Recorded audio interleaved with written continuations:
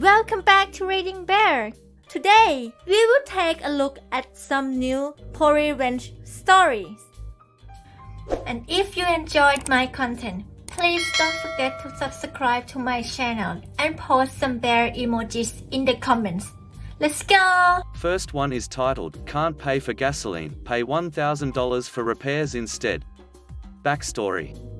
This happened in the 90s right after I had moved out of my dad's house after college. I was broke and in search of a job. My brother, who owns a local mechanic shop, helped me find a job and a place to live in the area. The place I lived was in a cramped trailer park, but I did have a small patch of grass that needed mowing. Also, the place had poor heating and cooling. I had to install my own window unit and use a kerosene heater for heat, not a good idea by the way, but it's what was available and it was indoor rated surprisingly. My neighbors, we'll call Josh and Anna again, are the type that have a nice expensive car despite not being able to afford power, food, etc., but who am I to judge? The car? A Ford Thunderbird Super Coupe. Round 1. It's getting springtime and my weeds are starting to grow, so I get a small power mower, a gas jug and some gas. I mow my yard in about 5 minutes, done. Next week I come out and my gas jug is empty, well crap.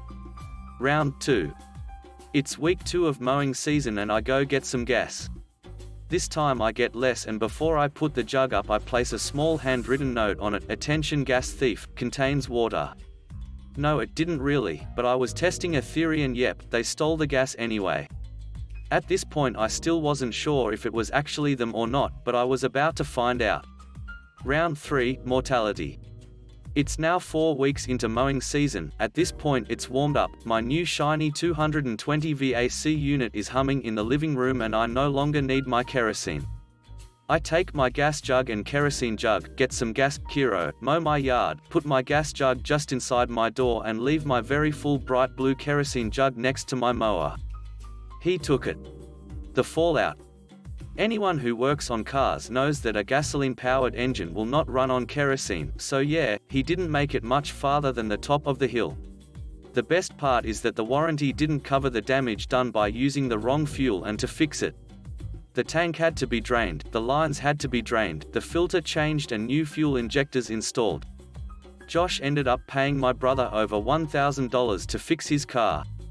I think my favorite part was walking by Josh later with my empty kerosene jug mumbling about why would someone steal my kerosene in warm weather. He never admitted he did it, he never stole my gas or kerosene again. Finally he learned or found a new victim. Next one is titled, So, My Work Isn't Good Enough, eh? During the last year of my career as a cop, I spent the majority of it on light duty due to medical issues that hit me out of nowhere. I knew the sheriff was gunning for me anyway, so I decided to have some fun. See, I was the chief of the court division of the sheriff's office. Also, I was assigned as our member investigator to our regional internet crimes task force. As part of my work for the department, I volunteered to be the webmaster for their site. I put a lot of work into it, but I finally had it working. Then they wanted me to add a new set of features to it that would allow deputies to log in and post events occurring during their shift, so that supervisors had an up-to-date record of all that was going on. There was a similar system in a neighboring county they wanted it modeled after. There were some slight issues though. The code base for the other county's site was written in C# and operated on a Windows-based server, while ours was a Linux server. Take a guess at who qualified as an expert in the courts regarding computer forensics of Linux-based file systems and operations. Why, yours truly, of course. The sheriff of the other county was all too willing to provide me with the complete codebase their designers had used. He knew we couldn't use it right off, so he had no problems with it. Now, for what they wanted, I could have done nothing but coding from dawn to dusk for 3 months solid, but I did it in 3 weeks, and not only had matched what the other system could do, I also built in a feature where a deputy could alert people on other shifts of events that happened so they could be in the know, as well as a fully compliant email interface with MS Exchange allowing staff to send emails back and forth without having to leave the system. A great deal of the work I put into coding that site I did from home, off the clock. I told them I could get it done in less than 3 months, and I wasn't going to disappoint them. The day came, ta-da. Oh, wait, they didn't really think I could do it. They were hoping for me to fail to give them a reason to fire me. The next day, my LT comes up to my workstation and told me to come with me. I had gotten so tired of him trying to find a way to get me fired, I actually said, "What did I do wrong this time?" He responded with, "You'll see." When we got to the door to enter the non-public area of the SO, we soon passed his office, and instead went straight to the sheriff's office. He asked me for the web hosting details. I was hosting it for free on my server, as well as the ownership of the domain names. Obviously, even though I had control of both were the property of the SO. My sheriff, who only a couple of months earlier was praising my name because I developed a site using the colors and fonts chosen for the designs on the patrol cars, said, "We're going to switch to a different webmaster. We want someone more professional." Obviously, I could not see my face, but the way I felt, I think my head did a complete 360 like in The Exorcist. I was so offended by his statement, I kind of went into a trance. I had owned and operated a web hosting and design company for at least 8 to 10 years before I took over the department's site. I was a professional website developer. No one could have built them the custom site they requested as quickly as I did. I worked at least 40 hours at home off the clock on the project, and was highly praised by the sheriff for the work, yet only a few weeks later he wanted someone more professional. He wasn't fooling me. Fine, cue my pro revenge.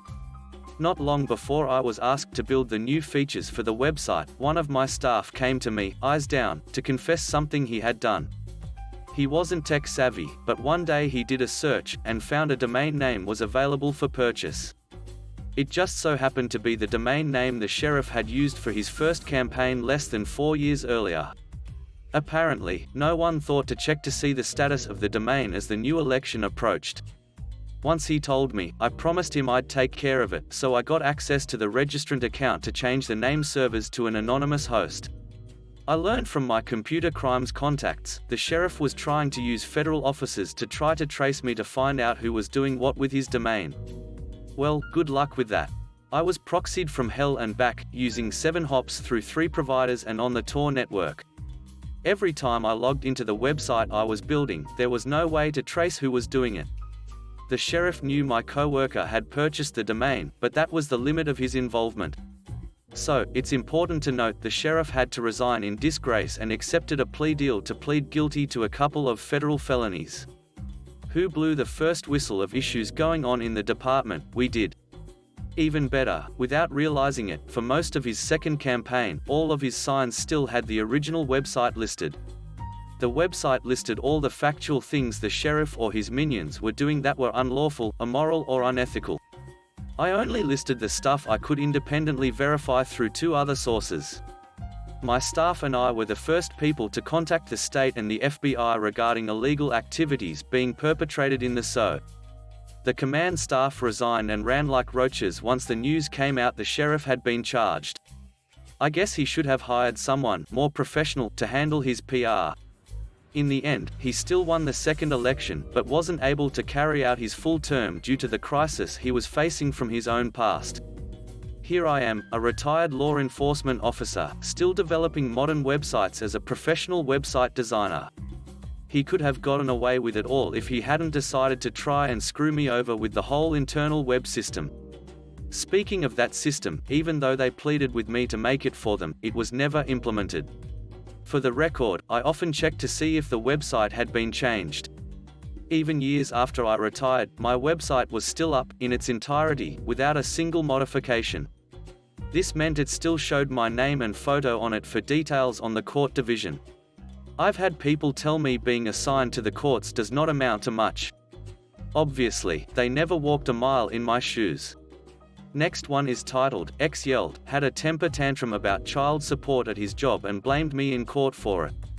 The next time I had to go to his work, he regretted it. My ex is an abusive pile of crap and we had a kid together. I left him while I was pregnant, but I would take the baby to see him on his lunch hour occasionally. He paid $29 US a month in child support for a very long time. I got it reviewed when he got that job and it went to $89 US a month. When he found out how much it went up, he threw a screaming temper tantrum in his work and chased me out of the building with our 9-month-old. We had family court a few days later and he blamed me for everything. He even got his friend to lie and say he was there and I started it. The judge thankfully didn't believe him, but I was told to continue these terrible visits at his work. Now for the revenge. It was a furniture rental store and he would constantly bad-mouth customers in very detailed ways. The next, and last time I took our baby there, I sat down with a small notepad and wrote down the names he and the other person said, how many months they said they were behind, how much they said owed, and every name he and his buddy called every single person. There were quite a few racial slurs said that day. When time was up he had to leave and I told his boss. The boss didn't do a damn thing. I knew 3 people he was bad-mouthing and I knew how to get in touch with 5 or so others. I worked my way through that list telling people exactly how their personal financial info was being released and the names they were called. He and his buddy lost their jobs the next day and the owner filed a restraining order against them. I didn't feel bad at all. Next one is titled, She Laughed in My Face, so I looked at her and told her how I really felt. I took indirect revenge on a girl who shattered my ego and ridiculed me as a young teen. This is a story about personal transformation and perceptions of people. In 6th grade, I was a bright student in advanced classes. I was the quintessential nerd kid. I didn't like sports, spent most of my free time in my room messing with computers. In my day, that was what was called a nerd, in case you are offended by labels. I personally was never offended by being classified as in the smart camp.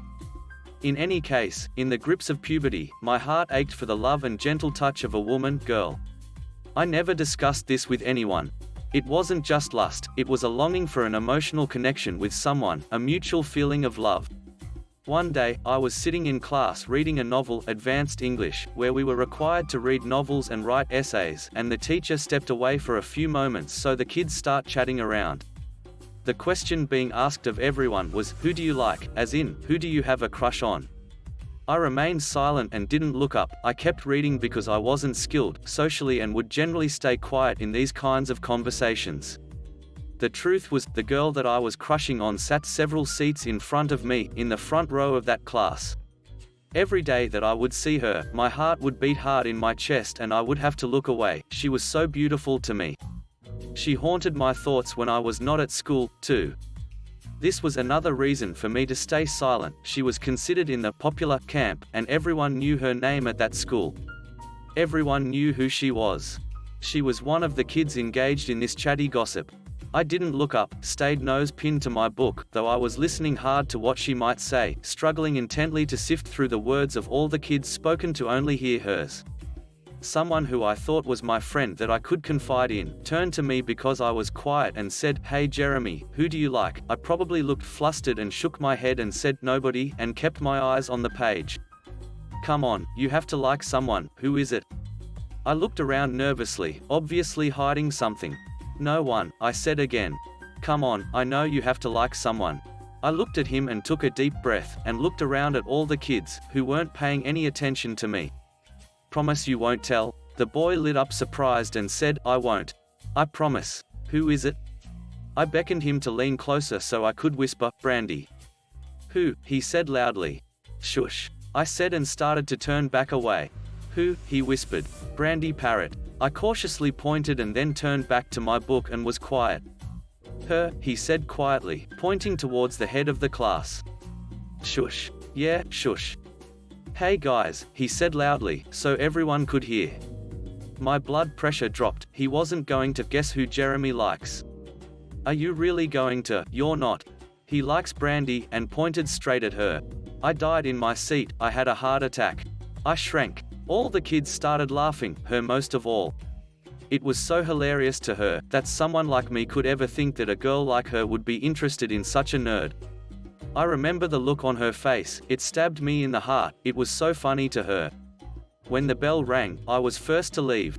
I was ready to get out of there, as fast as I could, and never wanted to return to school again, but I did, and never really talked to anyone after that. I was so betrayed by this person who I thought I could trust. I guess I was foolish, but I never imagined a person would do that. I moved a lot. I have been to at least 4 elementary schools, 2 middle schools, and 4 high schools. so it was no surprise that when I moved away to another school district that summer, and I was glad. I thought about it and realized that this was a new beginning for me. No one would know me at the new school. The more I thought about it, the more I realized I could be anyone I wanted to be. And so I started a concentrated effort to attract girls, instead of being the butt of their jokes. I grew to my full height in that one summer. I am just about 6 feet tall. This is from drinking gallons of milk and lifting weights and exercising and drinking raw eggs like Rocky. I tried this, but it was horrible. Don't do this.